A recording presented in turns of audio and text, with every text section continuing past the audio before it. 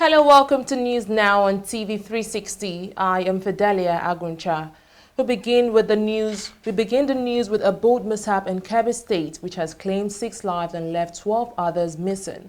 The incident, which has been confirmed by the Chief Press Secretary to the Kebbi State Governor, Abubakar Dakingari, happened on River Niger. Dakingari said 2 boats carrying over 78 passengers capsized while on the river. Meanwhile, rescue operatives were able to save over 60 people, while 12 others are still missing. The state governor, Abubakar Bagudu, who paid a condolence visit to the relatives of the victims in the area, warned against night travels by boat and canoes. In a bid to tackle the persistent clashes between farmers and herders in some parts of the country, the Nigerian military has launched a new operation to apprehend those behind the killings. The new operation, which comes a day after President Muhammadu Buhari ordered the arrest of persons purchasing illegal arms, is to last for 44 days. It has been codenamed Exercise Ayem Akpatuma and is targeted at criminals in Benue, Taraba, Kogi, Nasarawa, Kaduna, and Niger states. The Chief of Training and Operatives and Operations, Major General David Amadu, who announced the operation, said it will run from February 15 to March 31st, 2018. Over 150 persons have been killed in attacks by suspected herders in 2018 alone. President Muhammadu Buhari has assured that government was working hard to restore peace and stability and urged Nigerians to resist the temptation of engaging in reprisal attacks. Exercise Ayem Akpatuma has become more expedient due to upsurge in cases of armed banditry, kidnapping, and cattle rustling in Kaduna and Niger states, as well as other sundry crimes in Kogi state and herdsmen and farmers' clashes and attacks on innocent members of our communities, particularly in Benue, Taraba, and Nasarawa states by armed militias. These security challenges have continued unabatedly in these states despite the efforts by sister security agencies to curb them.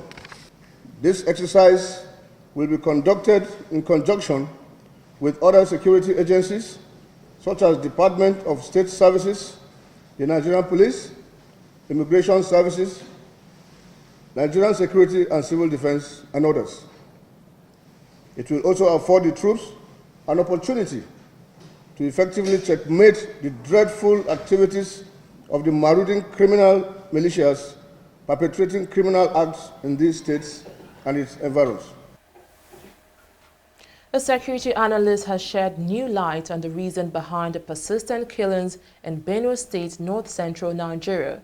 Contrary to the general belief that herders have been responsible for the various attacks on remote communities in the state, Patrick Agbambu says a notorious wanted militia leader, Tewase Akwaza, popularly known as Ghana, is the mastermind of the killings in that state. Speaking on our flagship program, TV360, Agbambu says the killings can be traced to disagreement between the state government and the wanted militia leader. Ghana was declared wanted last year following the brutal killings at the town of Zakibiam. 50 persons were killed in that attack. The police is still looking for him. The truth of the matter is that in the recent crisis that's happening in Benue State, we have in very good authority, I can tell you that the situation is not the herders farmers clash. This is purely a militia situation that is happening. It's sad commentary, but that is the reality. The reality is that someone who is a citizen, who is a native of Benue, has decided to kill his people for reasons that is known to him.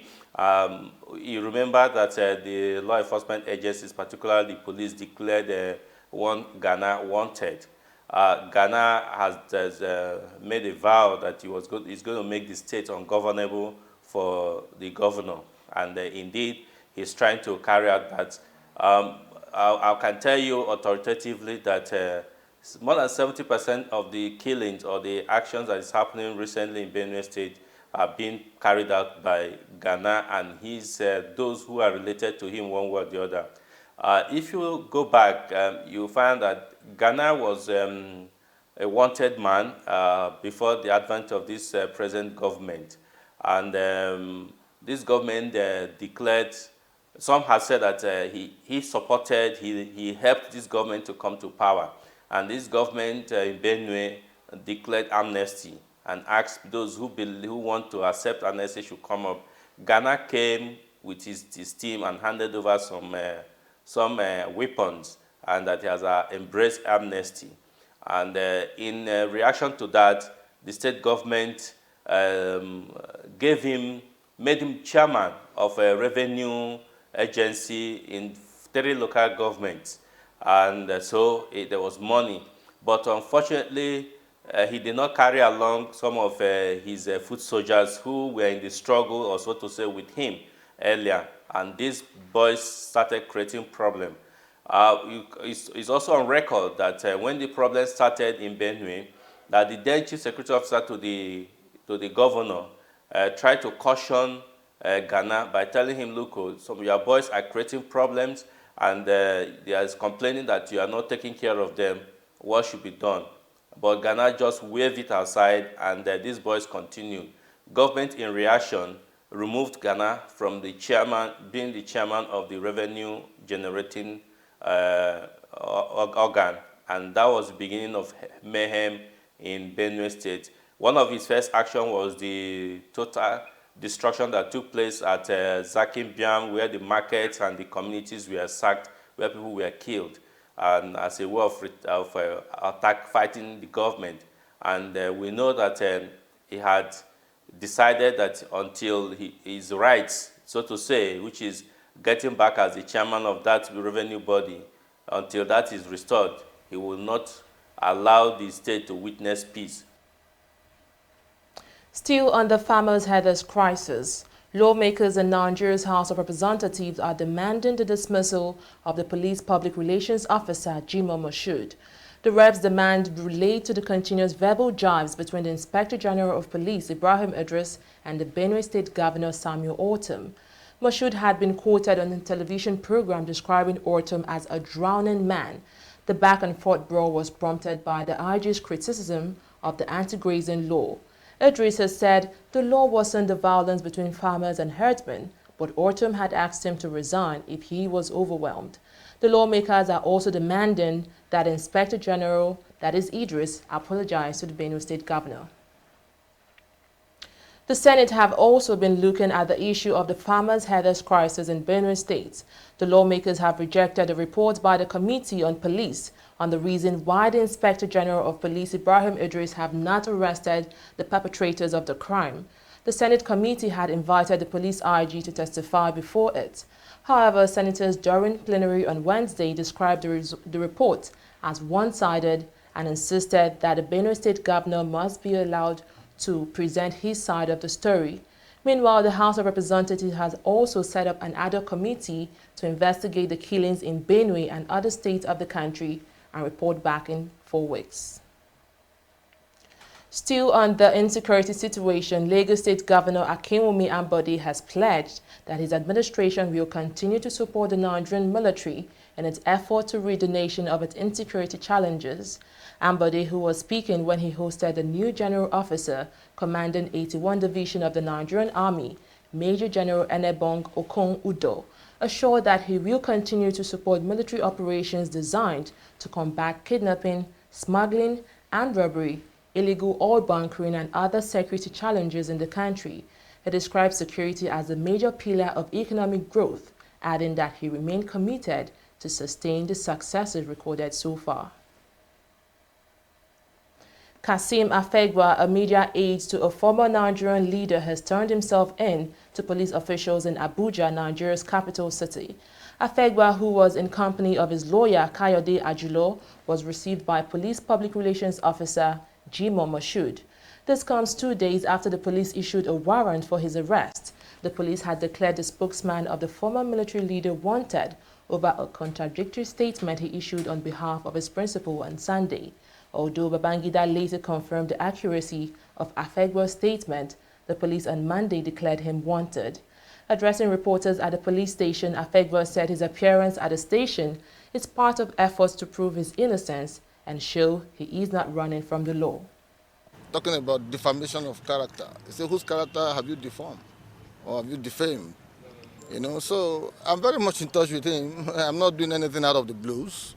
You know, it's a man I have been with for the past 14 years as a spokesman. Even when I go to serve my state, you know, I was still very much in touch. So I've said it before that I'm part and parcel of him, of the family. So I don't have any cause to worry over anything. I'm only here personally because I was declared wanted. I'm not on the run. I'm not a fugitive to the law. And as a responsible Nigerian, I feel it was unwise on the part of the police to declare me wanted when I have not been formally invited. So I am here to present myself. I think that the laws of the land are very clear. When you declare somebody wanted, somebody who is not a criminal, somebody who is not a fugitive, you have not tried to arrest him, he has not tried to evade arrest, you have not invited him, and all you hear on television, locally and internationally, is to demean, his personality, his integrity. It's understandable why I will have to extract, my own commitment by way of asking the law courts to enforce my rights, because I have a right under the Constitution of Nigeria, 1999 as amended, to freedom of association, freedom of movement, freedom of speech, and dignity. Even if anything warrant you being declared wanted, it shouldn't be in that manner that it was done. Senate President Bukola Saraki has closed his defense in his second trial at the Code of Conduct Tribunal. The Senate President, who is standing a first trial on a 3-count charge, called a former member of the Code of Conduct Bureau, Ademola Adebo, to testify on his behalf. Adebo was a member of the board of the CCB dissolved by the federal government in January 2017.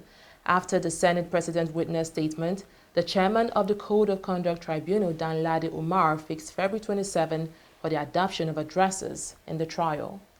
Let's put it this way. The decision as to whether you're going to call 1, 2, 3, 4 witnesses or how many witnesses, it's a matter of strategy, number one. And second, is a dynamic strategy. You may decide at a certain stage in the course of hearing your matter that you think you should change your strategy and simply close your case, and plenty of the things you may have wanted to ask a witness would come in the address. And that's precisely what happened. So we decided that we had more than sufficient materials in, and the rest of the things can come in the address. The witness did not say anything about the charge, so did not say anything about the evidence that we led, so he did not contradict it, so I didn't have anything to bother myself about. Well, I'm surprised that they called only one witness and close their case. It's at their discretion. So everything is addressed now. The National Assembly Conference Committee on Electoral Act Bill has adopted the reordered sequence of the 2019 general elections, making presidential election last. It comes less than a month after the House of Representatives began process to amend the Electoral Act 2010 with the inclusion of Section 25, subsection 1 in the law. The amended act will ensure changes in the order of election in the country. The lawmakers have proposed that state governorship and House of Assembly elections should be held before presidential elections. They also proposed a change of the number of days' notice for candidates to withdraw from participating in any elective position before the election date from 90 to 30 days. Over the weekend, the African Regional Meeting of the World Medical Association met in Abuja, where palliative care and euthanasia or assisted suicide was discussed. The outcome of this meeting was a total rejection of euthanasia and assisted suicide by African doctors who instead agreed to improve palliative care. In an interview with TV360, a Nigerian medical practitioner enumerated a number of reasons why euthanasia is not an option. The debate on euthanasia, or what we call assisted suicide, or suicide on request, just bring to fore the complexity of the moral issue, bioethics, professional oath, and the evolving society and religion. Now, here we are. The complexity is so manifest in that debate, where we see a lot of some country rooting for this euthanasia or assisted suicide, and some are saying that on moral issue, on oath issue, on societal issue, we cannot push for this. You cannot say that because somebody at this point is having severe pain and suffering, that the right thing to do is to just terminate the life, even when he requests for it. The reason is simply this. Now, how can you assess the sincerity and the depth of thinking and decision process of a person who is undergoing such suffering? Of course, he's going to be depressed. Of course, he's not in the right frame of mind to look at himself and say, listen, wait a minute, let me die. The doctor also noted that an improved health sector achieved by public-private partnership might just be the way forward. We see having a huge challenge in terms of healthcare system. We cannot curtail epidemics, which keeps coming up now and then. Our health system is broken down. There are no funds to even push critical health interventions. We cannot deliver vaccines. The life expectancy is dropping in Africa. In a way, it's self-suicide that is even happening in our health system. What should not kill people are killing them daily in this country. We should not domicile palliative care in the hospital. We need to build hospices where a new category of workers will now be manning those palliative care centers. We should be able to have a monitoring system. For instance, when the patient qualifies for that palliative care, you move to that center. When the patient gets to that center, you have a new set of staff that will understand that what we're doing is to keep the person alive. You have a new set of doctors that will just visit and give intervention, either pain relief, either looking at recurrent infection or a new treatable condition that might have affected them.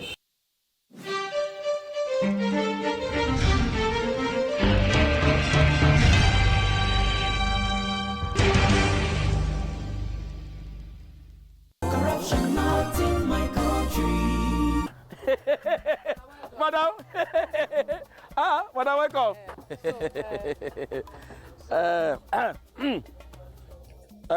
Okay, madam, no worry. When you deliver the balance, we'll give you the goods. No problem, no problem. All right, so now well done. Thank you. Hey, Oga, I still say she don't bring money. Maybe we'll use this one for her now. She wants mahogany, not white wood. Oga, our work now to join wood together, deliver whatever to customer, put the remaining profit for pocket. Abba, this is corruption, not in my country. Corruption, not in my country. Stop corruption now.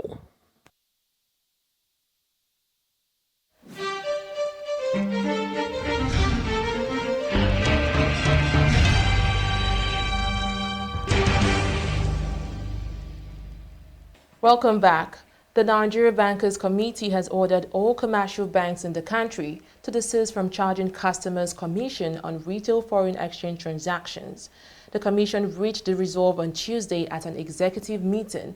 They also agreed to a fixed uniform exchange rate of $3.60 per dollar on all retail forex transactions, which include personal travel allowance, business travel allowance, school fees, and medical payments. Nigerian bond yields rose 50 basis points across maturities on Wednesday to a level last seen 5 months ago. Investors worried that rising global inflation could trigger a rate hike in developed economies and lead to a capital flight in emerging markets. The benchmark 20-year debt jumped 13.5% to a 5-month high. The most liquid 5-year bonds rose to 13.7% from 13.2% in the previous session. Oil prices were broadly steady on Wednesday as the boost from a report showing a drop in U.S. crude inventories last week was offset by evidence of soaring U.S. output. Global equities recovered modestly from their largest one-day fall in nearly 2 years on Monday, when volatility surged and investors ditched stocks and bonds. Brent crude futures were down 2 cents at $66.84 a barrel, while U.S. crude eased 18 cents at $63.21 a barrel. The oil price has fallen by 3.2% in the last week, but has still performed better than shares on Wall Street, which have lost more than 4%.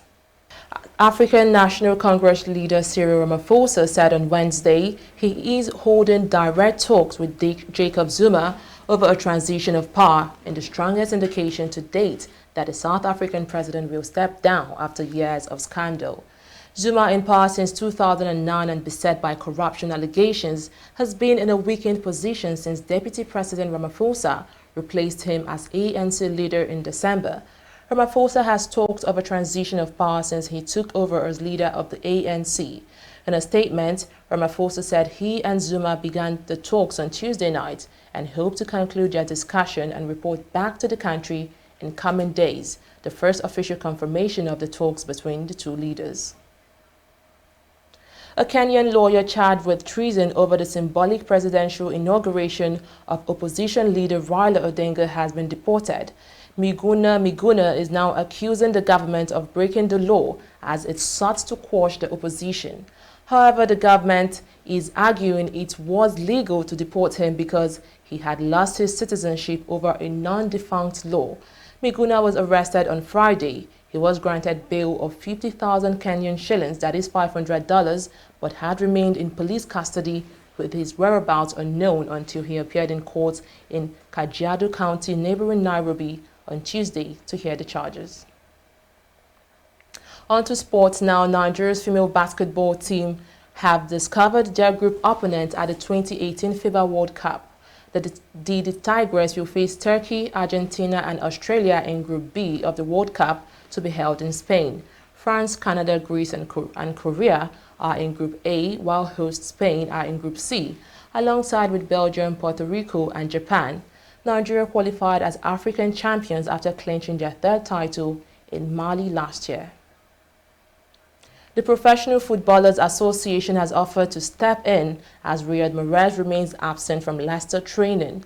Leicester, however, hope to resolve the issue with Riyad Mahrez, who is yet to return to training internally. Mahrez missed training again on Tuesday, having handed in a transfer request to try to force a deadline day move to Manchester City. The Players' Union is continuing to have a watching brief, having offered its assistance in the ongoing issue of Mahrez's absence from training. Alexis Sanchez has accepted a 16-month prison sentence for committing tax fraud during his time at Barcelona, although he will not spend time in jail.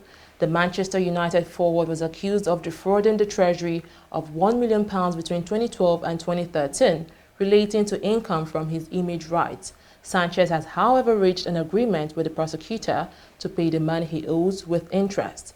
Despite the verdict, the Chilean will not spend time in prison as he is a first-time offender, and the sentence is less than 2 years, which crucially in Spanish law prohibits jail time. Well, that is on News Now. Thanks for watching. I am Fidelia Aguncha.